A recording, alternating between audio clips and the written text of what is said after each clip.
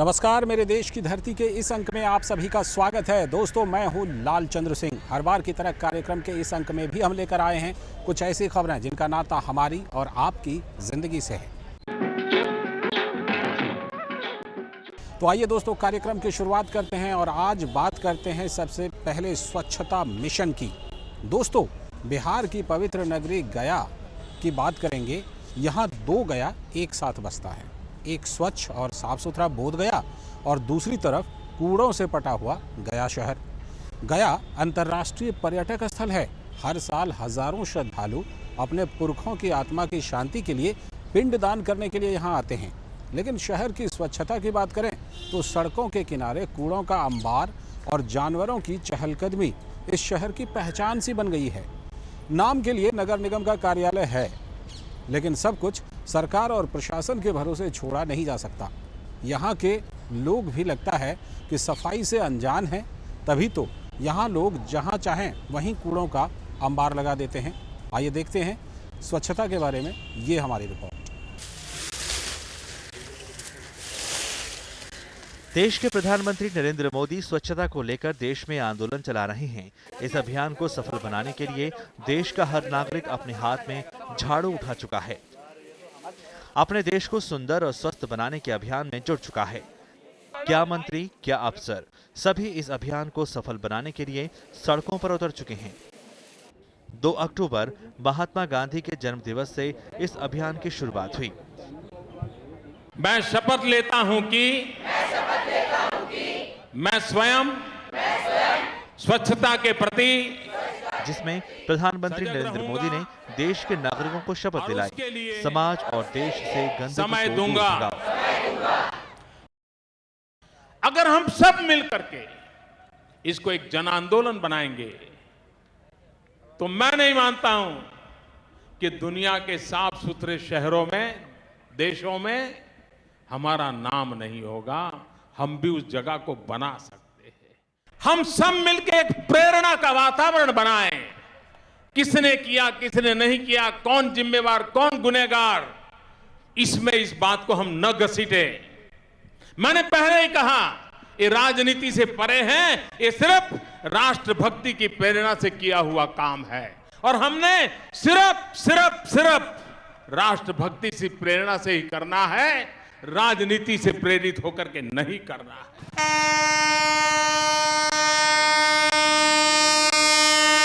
देश की सबसे तीव्रतम रेल लाइन जीसी लाइन यानी ग्रैंड कोड रेलवे लाइन, जो हावड़ा से देश को अन्य जगहों से जोड़ती है।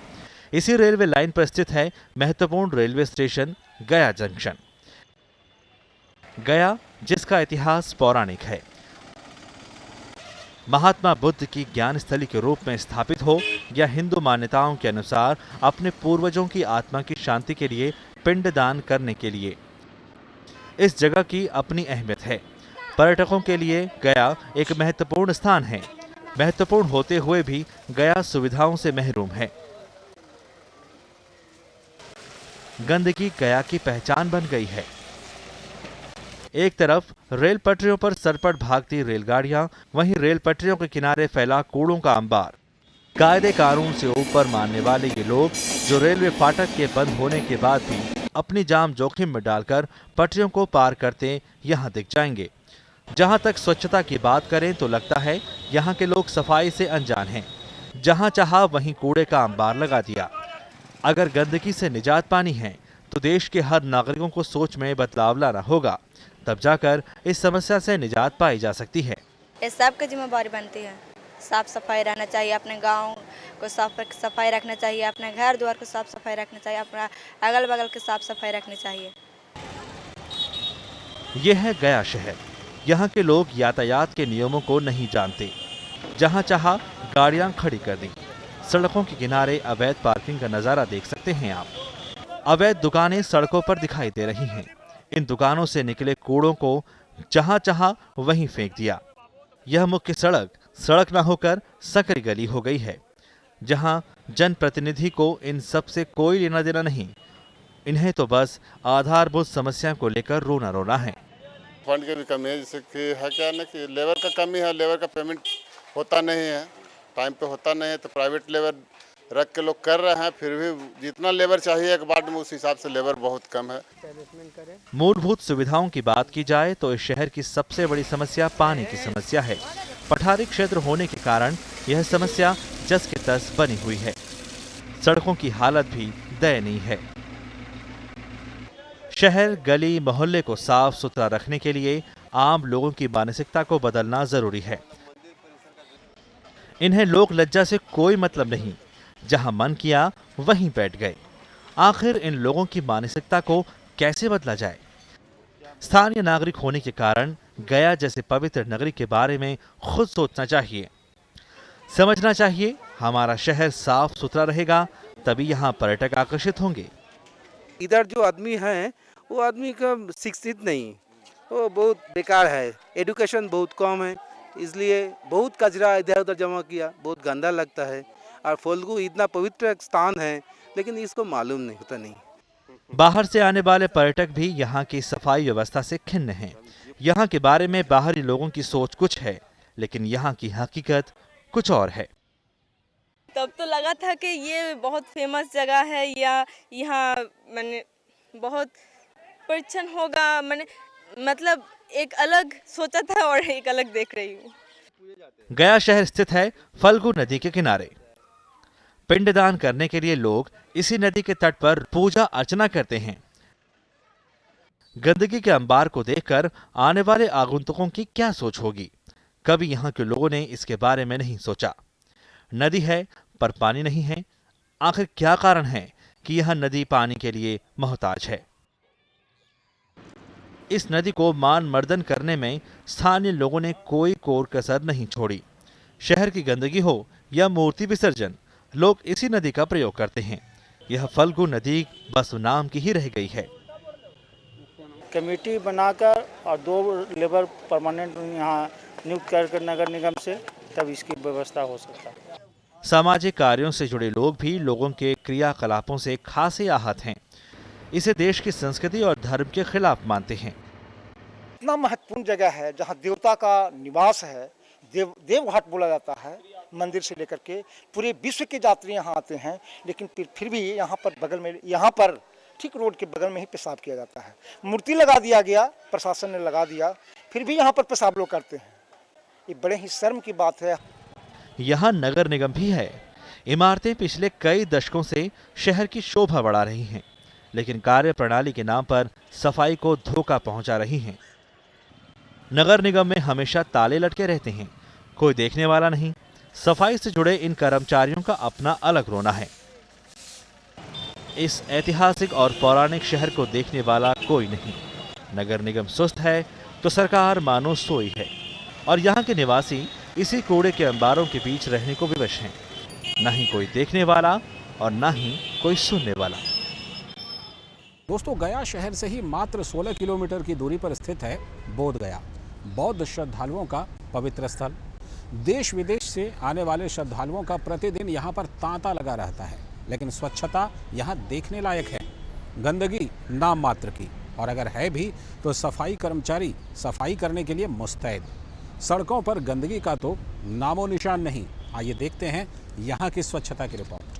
पूरे देश में स्वच्छता अभियान को लेकर के केंद्र सरकार और प्रधानमंत्री बेहद संजीदा हैं, और पूरे देश में स्वच्छता अभियान चल रहा है। स्वच्छ बनाओ भारत का अभियान चल रहा है। हम अभी बिहार में हैं और बिहार के बोध गया में हैं। यहाँ से गया शहर मात्र 15 किलोमीटर की दूरी पर है, और बोध गया हम जहाँ पर खड़े हैं आप देख सकते हैं कि ये शहर कितना स्वच्छ है। आखिर बोध गया इतना स्वच्छ क्यों है, और 15 किलोमीटर की दूरी पर गया जो शहर बसा हुआ है वो भी एक ऐतिहासिक नगरी है, वो उतना स्वच्छ क्यों नहीं है? हम इसकी पड़ताल करने यहाँ पर पहुँचे हैं। अपनी ऐतिहासिक धरोहर और संस्कृति को विरासत के रूप में संजोने वाला बिहार देश का वह राज्य है जहां महात्मा बुद्ध ने ज्ञान की गंगा फैलाई। पटना सिटी में गुरु गोविंद सिंह की जन्मस्थली है। राजगीर बौद्ध और जैन धर्म को मानने वाले अनुयायियों का महत्वपूर्ण तीर्थ स्थल है। देश विदेश के छात्रों के लिए शिक्षा के केंद्र के रूप में नालंदा विश्वविद्यालय आज भी ज्ञान की रोशनी फैलाने का काम कर रहा है। इसी तरह राज्य की पवित्र नगरी गया, जहां बौद्ध धर्म को मानने वाले लोगों के लिए महाबोधि मंदिर, जहां हर साल लाखों की संख्या में बौद्ध अनुयायी अपने भगवान की पूजा अर्चना करने आते हैं।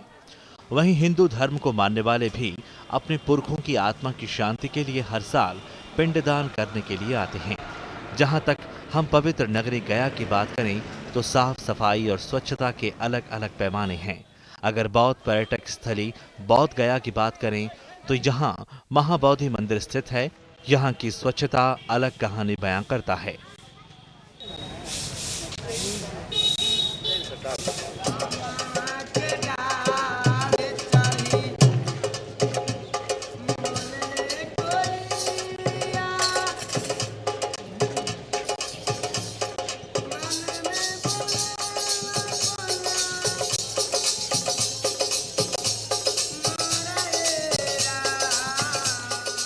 मंदिर परिसर से लेकर सड़कों की सफाई की जिम्मेवारी मंदिर कमेटी की है, जो सक्रियता के साथ इस अभियान में लगा है।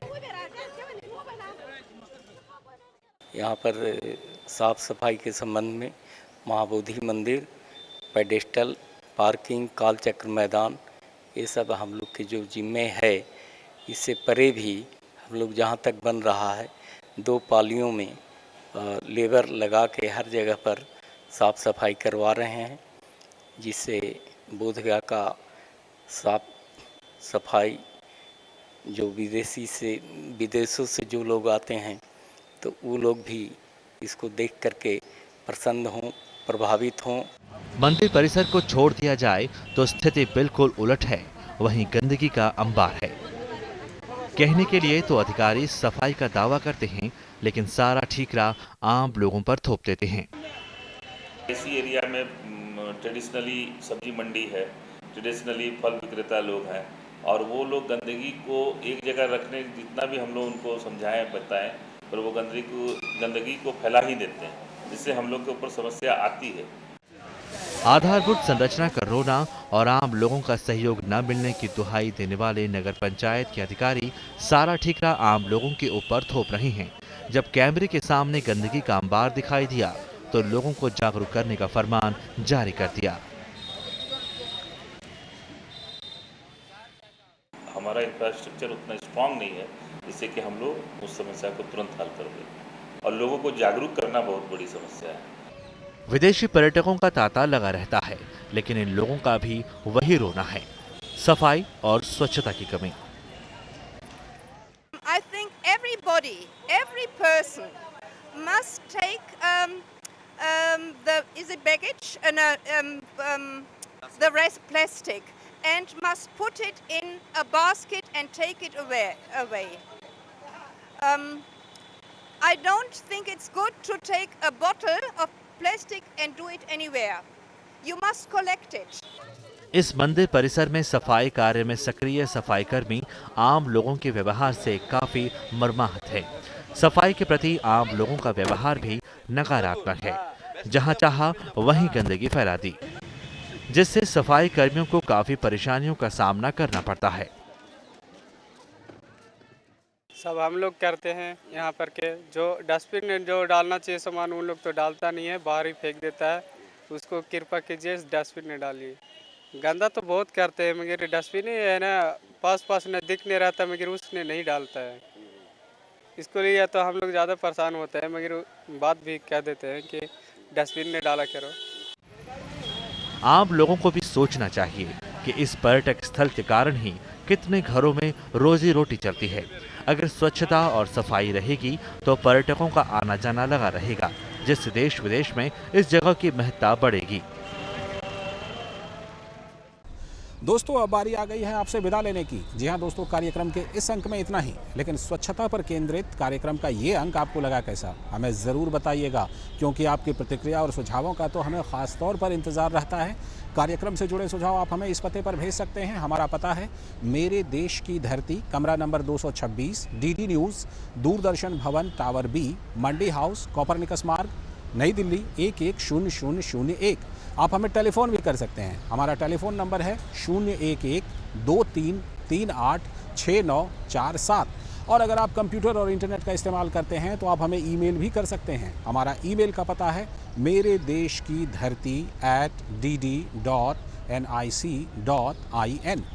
तो गांव और शहर और खेत और खलियान से जुड़ी तमाम खबरों के साथ अगले हफ्ते आपसे फिर होगी मुलाकात। इसी आशा और विश्वास के साथ जय भारत, जय किसान, नमस्कार।